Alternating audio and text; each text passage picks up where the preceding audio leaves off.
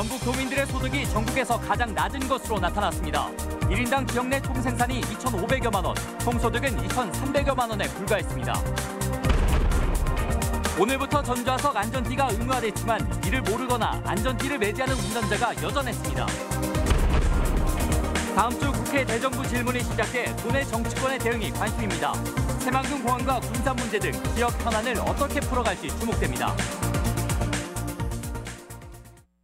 여러분 안녕하십니까? 전국 도민들의 1인당 총소득이 전국 최저 수준으로 나타났습니다. 소득이 적으니 소비 수준도 낮아 자영업자가 많은 전북으로서는 악순환이 계속되고 있습니다. 이경희 기자입니다. 시험과 취업 시즌이 맞물린 대학가. 도서관에 책과 씨름하는 학생들이 가득합니다. 취업난이 갈수록 심각한데 전북에서는 취업할 곳도 마땅치 않아 고민이 많습니다.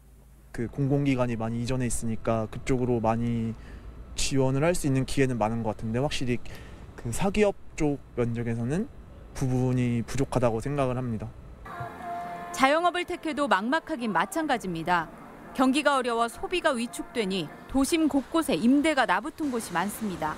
해마다 또 임대료는 또 올라요. 그래가지고 그 임대료는 정기적으로 나가야 되는 거기 때문에 그런 거에 좀 부담이 많죠. 장사는 장사대로 안 되고.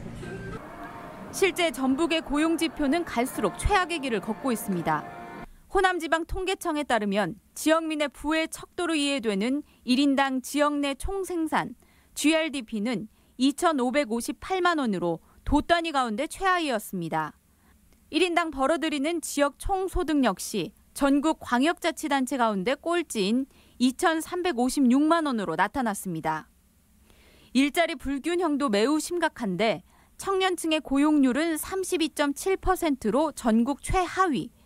비정규직 근로자는 24만 5천 명으로 전체 임금 근로자의 41%에 달했습니다. 소득이 낮으면 쓸 수 있는 돈이 적을 것이고 다른 지역에 비해서 계속 경제적으로도 낙후되고 교육적으로도 열악해지고 문화적으로도 뒤떨어지게 되고 모든 게 그 악순환의 구도에 우리가 끌려가게 되는. 전북의 경제 지표가 최악으로 치닫고 있지만 이를 개선할 경제 정책은 찾아볼 수 없어 위기감이 더욱 고조되고 있습니다. MBC 뉴스 이경입니다. 오늘부터는 법이 바뀌어 고속도로가 아니더라도 모든 도로에서 전좌석 안전띠를 착용해야 합니다. 하지만 아직 많은 시민들이 모르고 있어 정착까지는 좀 시일이 걸릴 것으로 보입니다. 박연성 기자입니다. 경찰의 단속에 운전자가 부랴부랴 안전띠를 동여맵니다. 안전띠를 매지 않은 뒷좌석 탑승자는 단속 상황조차 어리둥절합니다.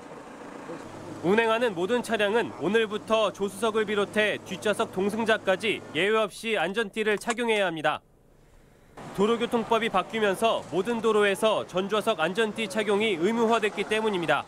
오늘부터 모든 도로에서 운행하는 차량들은 전좌석 안전벨트를 다 의무적으로 착용을 하셔야 돼요. 하지만 홍보가 충분치 않아 현장은 여전히 혼란스럽습니다. 안전띠를 매지 않은 승객 때문에 택시기사는 고지 의무를 놓고 경찰과 승강이를 벌이기도 하고 밤에 술 먹은 사람이 뒤에 앉아갖고 안 매면 그걸 기사가 어떻게 그걸 책임지냐고. 그러니까 우리 기사님은 그 점에 대해서 충분히 이제 설명을 드리고. 일부 운전자들은 처음 듣는 소리라며 생소해하기도 합니다. 오늘부터요? 몰랐어요. 이번 개정에서는 경사지 미끄럼 방지도 의무화됐습니다. 실제 전주 도심의 한 경사지에 나와봤는데요. 보시는 차량 모두 경사지 안전 의무 위반으로 과태료 부과 대상입니다. 앞으로는 이렇게 바퀴를 길 바깥쪽으로 돌려놓거나 고인목을 이용해 만일의 사고를 대비해야 합니다.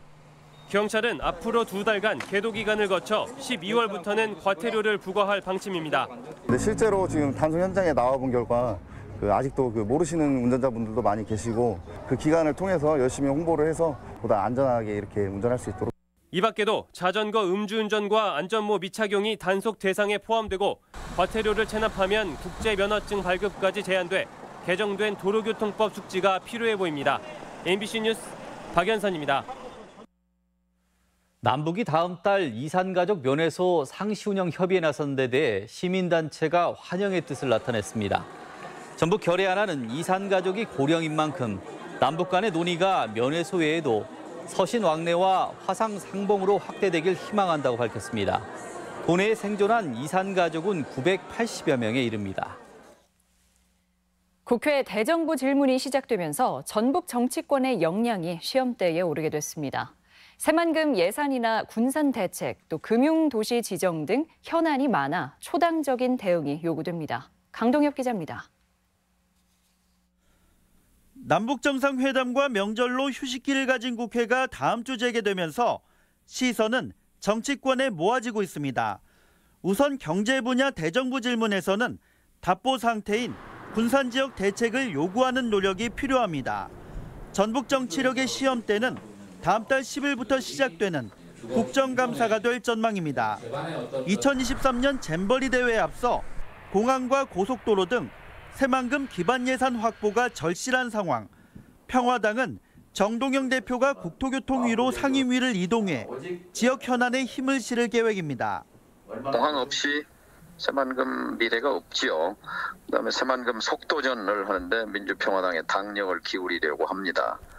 또 멈춰선 군산조선소와 GM공장, 침체된 지역경제 회복 문제는 초당적인 협력이 중요합니다. 국정감사 과정을 통해서 군산조선소 재가동 문제, 또 GM공장의 재활용 방안 문제 등을 집중적으로 거론하고 금융도시 지정과 국민연금 논란은 서울과 부산 등 타 지역 의원들의 공세가 예상돼 대응책도 필요합니다. 탄소소재법과 국민연금법, 잼버리 지원 특별법 통과와 전북 예산 7조 원 확보도 중요한 과제 중 하나입니다.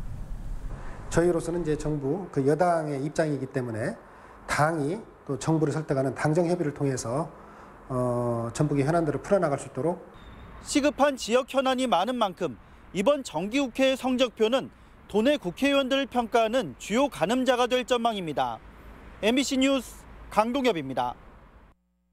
공공기관 추가 이전 움직임에 대비해 전라북도 의회가 유치 지원에 나섭니다. 도의회 이명현 의원은 오늘 공공기관 유치 지원 특별위원회 구성 결의안을 발의하고 파급 효과가 큰 공공기관을 추가 유치하는데 의회 차원의 대응 전략을 마련하기로 했습니다. 이해찬 민주당 대표는 국회 교섭단체 연설에서 수도권 국가기관의 지방 이전을 추진하겠다고 밝히는 등 추가 이전 가능성이 커진 데 따른 조치입니다. 도내 단체장들의 재산이 전국 평균을 밑도는 것으로 나타났습니다. 정부 공직자윤리위원회 재산 등록 사항에 따르면 장영수 장수군수 5억여 원, 유기상 고창군수 3억 7천만 원으로 집계됐고 황인홍 무주군수는 부채만 2,500여만 원입니다. 도내 기초단체장 6명의 평균 재산은 1억 8천여만 원으로 전국 평균 9억 6천여만 원과는 차이를 보였습니다.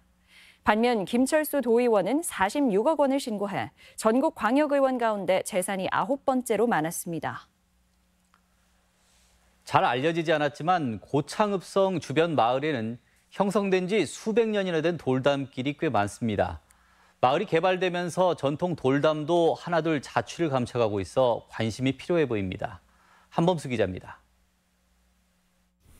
조선 초 향리 계층이 모여 살던 고창 천북동 마을입니다. 500년이나 되는 오랜 마을의 역사를 보여주는 건 향토색 강한 돌담길 뿐입니다. 돌 사이를 황토로 메운 전통 방식으로 수백 년을 견뎌온 돌담들이지만 조만간 사라질 처지에 놓였습니다. 최근 시작된 개발 사업으로 낡은 담은 하나둘 콘크리트로 대체되고 있습니다. 주민들 입장에서는 유지보수나 상당히 어렵다고 지금 말씀을 하시는데요. 미관상도 좋아지지만요. 비용을 고창군이 전부 부담하다 보니 주민들도 굳이 전통 돌담을 고집하지 않고 있습니다. 거의 100%가 바꿔줘라는 얘기죠. 농촌, 여기 동네 사람들은. 그러니까 몰라요. 역사적인 가치를 몰라. 나도 잘 몰랐는데. 하지만 선조들의 손길이 곳곳에 밴 마을의 유산을 그 어떤 논의도 없이 무작정 걷어내선 안 된다는 주장도 있습니다. 정읍 상악마을이나 무주 지점마을처럼 전통은 살리고 주민 편의도 높인 사례가 있기 때문입니다. 누대를 걸치면서 하나하나 쌓아지고 또 무너지면 또 쌓고 무너지면 또 쌓았던 그런 이 지역에 살았던 사람들 흔적이 그대로 남아있는 게 바로 여기 흙담이고 돌담이라고. 고창군은 12월까지 마을의 모든 개발을 마무리 짓겠다는 입장이어서 생활 유적인 돌담의 존속 여부가 주목되고 있습니다. MBC 뉴스 한범수입니다. 저출산의 영향으로 전북 지역 학생 수가 해마다 줄 것으로 예측됐습니다. 전북교육청은 내년 도내 초중고 학생 수는 올해보다 6,900명이 감소한 20만 명이며 2023년에는 18만 명까지 줄어들 것으로 전망했습니다. 교육청은 학급당 평균 학생 수를 올해 30명에서 2023년에는 26명까지 줄일 계획입니다. 전라북도가 지난 3일부터 3주간 추석맞이 부정 축산물 단속을 벌여 업체 25곳에서 28건의 위반 사항을 적발했습니다. 위반 내용은 쇠고기 이력제 불일치와 자체 위생관리, 표시기준 위반 등이며 적발된 업소는 영업정지와 시설 개선 명령, 과태료 등의 처분이 내려졌습니다. 오늘의 간추린 뉴스입니다. 가족의 화합을 다지는 제17회 전국 부부 가족 마라톤 대회가 오는 30일 전주 천변에서 열립니다. 대회에선 하프 코스와 10km, 5km 3개 종목이 진행됩니다. 전주시는 내일 오후 1시부터 6시간 동안 충경로 내거리에서 다가교까지 600m 구간에 자동차 운행을 통제하고 시민들이 즐길 수 있는 행사와 함께 차 없는 사람의 거리를 운영한다고 밝혔습니다. 익산시가 공기 중의 미세먼지 농도를 4단계 색깔로 표시하는 미세먼지 신호등 10대를 설치했습니다. 신호등은 익산역과 배산공원 등 유동인구가 많은 7곳과 초등학교 3곳에 설치됐습니다.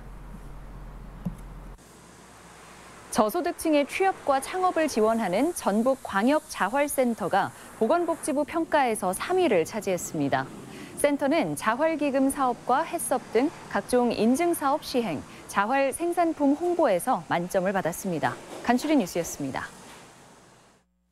새만금개발청은 새만금산단 관리계획을 변경해 제조업 외에도 과학기술 분야 정부 출연기관과 벤처기업센터, 창업보육센터 등이 들어설 수 있도록 입주 대상을 확대했습니다. 이는 새만금산단을 첨단 산업기지로 조성해 일자리 창출과 기술 개발을 촉진하기 위해서입니다. 전북권 소식이었습니다.